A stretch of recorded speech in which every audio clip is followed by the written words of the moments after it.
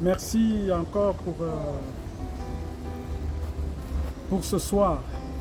J'aimerais saluer tous ceux qui nous suivent sur les réseaux sociaux. J'aimerais saluer le corps de Christ, saluer tous les enfants de Dieu à travers le monde. J'aimerais également saluer tous les enfants de Mourija qui nous suivent. J'aimerais saluer tous ceux qui sont à Chartres, qui sont à Paris, qui sont en Afrique. Nous aimerions saluer encore ce soir tous ceux qui sont amoureux de l'Évangile.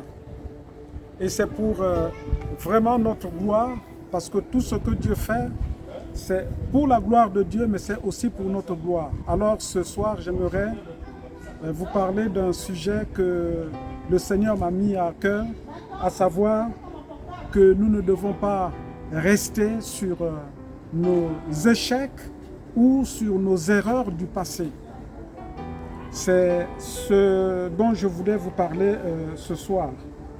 Alors je sais que toi qui me suis, ce soir, tu as eu certainement des échecs dans ta vie, tu as eu à commettre des erreurs dans ta vie et ce soir, tu es interpellé, comme moi-même aussi je suis interpellé sur tout ce qui s'est passé dans le passé de chacun de nous.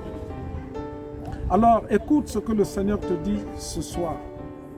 Si tu continues à demeurer sur les choses du passé, sur les échecs du passé, sur les erreurs du passé, Jésus te dit que ce n'est pas la bonne manière. La bonne manière, c'est que tu te souviennes, c'est vrai, mais que tu te répandes, que tu te serves de ce qui s'est passé, des erreurs et des échecs du passé, pour construire l'avenir. Et j'aimerais lire avec vous ce passage de Apocalypse 2:5 qui dit ceci. Souviens-toi donc d'où tu es tombé. Répands-toi et pratique tes premières œuvres. Sinon, je viendrai à toi et j'ôterai ton chandelier à sa place, à moins que tu te répandes. Alléluia. Gloire à toi, ô Seigneur. Alors, Dieu te dit ce soir que tu te souviennes de tout ce qui s'est passé. Dans certaines versions, il est dit que tu te souviennes de la hauteur. Tu étais à une certaine hauteur et tu es tombé à un niveau certainement bas. Et que tu te souviennes de ces instants. Si tu dois t'en souvenir, ce n'est pas pour que tu gardes cela dans ton cœur, mais plutôt pour que cela puisse te servir et que tu puisses examiner afin que tu puisses faire des analyses et que tu te répandes de ça. Tu ne dois pas continuer à demeurer sur les mêmes choses. Alors il y a 3 domaines sur lesquels j'aimerais vraiment insister ce soir. Il y a dans le domaine du mariage, le domaine des couples, il y a aussi le domaine sur les finances et le 3e domaine, c'est sur la foi et sur notre ministère. En ce qui concerne le mariage, tu te souviens qu'il y a des moments où il y a eu des querelles entre ton épouse et toi, ou entre ton époux et toi-même. Il y a eu des moments où il y a eu des disputes. Il y a eu des moments où tu as accusé l'autre, que c'est toujours lui qui fait cela, et tu as gardé cela dans ton cœur. Chers frères et sœurs, cela aussi m'est arrivé. Mais quand cela était arrivé, j'ai utilisé cela comme une possibilité pour moi de pouvoir aller plus loin. Je me suis servi de ça et j'ai tenu la main de mon épouse. Et il y a eu des moments où mon épouse a tenu ma main pour dire que nous sommes faits pour avancer ensemble. Et nous nous sommes demandé mutuellement pardon. Et le pardon qu'il faut faire, c'est que Il faut oublier. Quand on a dit cela, on oublie. On ne doit plus revenir sur ces choses. Et c'est ce que le Seigneur attend des couples, attend de ceux qui sont dans les ménages, là où il y a des problèmes. Parce que si tu ne fais pas comme ça, si tu continues à garder toutes ces choses dans ton cœur, le Seigneur dit, il y a quelque chose pas que j'ai peur, mais il dit, j'ôterai le chandelier de sa place, à moins que tu te répandes. C'est-à-dire, Dieu a mis en chacun de nous une lumière. Dieu a mis en chacun de nous une lampe. Dieu a mis en chacun de nous des grâces. Et il dit, si tu ne te répands pas de ces choses, il est capable d'ôter. Chers frères et sœurs, est-ce que tu te rends compte que c'est grave? Que Dieu ôte, que Dieu enlève ce qu'il t'a donné. Que Dieu ôte la lumière qu'il t'a donnée. Nous devons faire extrêmement attention et réfléchir. Le deuxième domaine sur lequel j'aimerais insister, c'est sur les finances. Voyez-vous, nous avons tous des ambitions. Nous avons eu à investir, nous avons eu à semer, nous avons eu à faire des dossiers et nous nous sommes aperçus à un certain moment, quand on a fait le point, quand on a fait les bilans, que malheureusement, nous étions à côté de la plaque. Nous avons perdu. On a perdu de l'argent, on a perdu du temps, on a perdu de l'énergie. Et cela nous a bouleversés, cela nous a choqués. Moi, je suis passé par là. J'ai investi et j'ai perdu beaucoup d'argent. Rien ne sert de faire les calculs, parce que si tu te mets à calculer tout ce que tu as investi et que tu as perdu par la suite, cela peut te donner des vertiges. Alors ce n'est pas la bonne manière. Dieu te dit ce soir, toi qui es entrepreneur, toi qui as des projets, toi qui es enfant de Dieu, qui veut faire des choses, qui veut investir dans le business, lorsque tu as échoué, il ne faut pas prendre cela comme une tragédie. Sers-toi de ces possibilités, de cette occasion, pour faire un point et que tu te répandes de ces erreurs, pour que tu construises l'avenir. Regarde ton futur, parce que ton futur avec Dieu est radieux. Ne regarde pas à ça.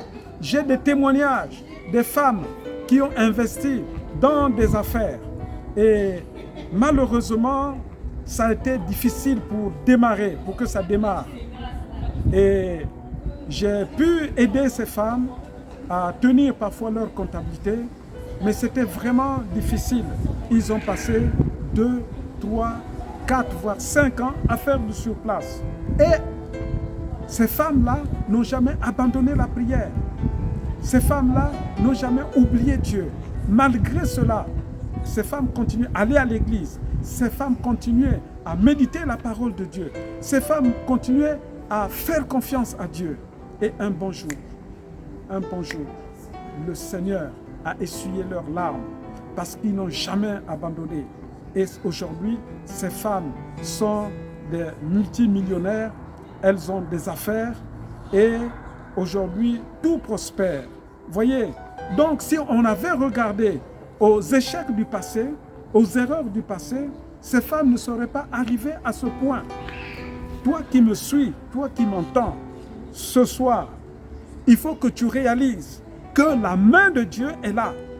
Le chandelier de Dieu est là. Dieu a la puissance, Dieu a la capacité de te sortir de là où tu es pour t'amener à un autre endroit. Dieu est capable de te sortir de là où tu es pour t'amener à un endroit où tu ne t'attendais pas. Voilà ce que je voulais te dire pour ceux qui font des affaires, pour ceux qui investissent.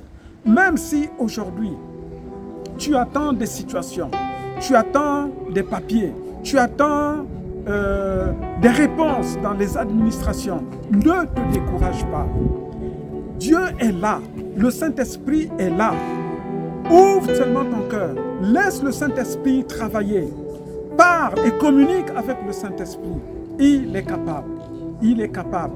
Parce que lui, il sonde les profondeurs de Dieu et il est capable de sonder les professeurs,